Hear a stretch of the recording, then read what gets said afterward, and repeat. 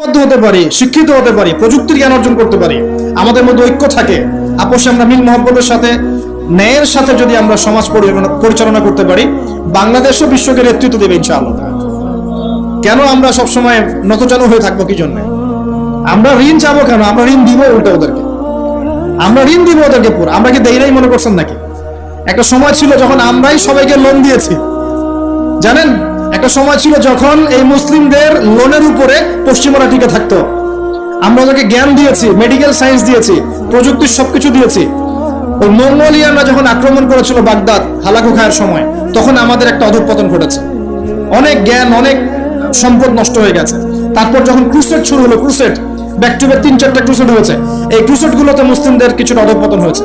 এরপর যখন অটোম্যানরা রাশিয়ার পক্ষ নিয়েছে, আর প্রথম বিশ্বযুদ্ধে যখন ব্রিটেন জয়লাভ করে, তখন মুসলিমদের অধঃপতন শুরু হয়েছে।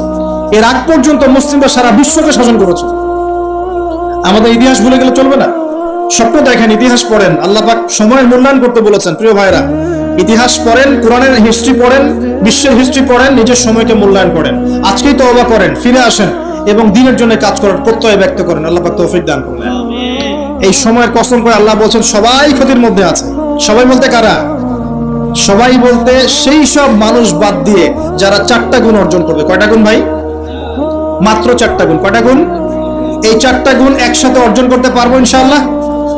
ওয়াদা করছি পারবো ইনশাআল্লাহ, চেষ্টা করবো তো ইনশাআল্লাহ। শুনে নেন, সংক্ষিপ্ত করে বলছি। 1, আমাদের সবাইকে মুমিন হতে হবে। ইল্লাল্লাযীনা আমানু, যারা ঈমানদার।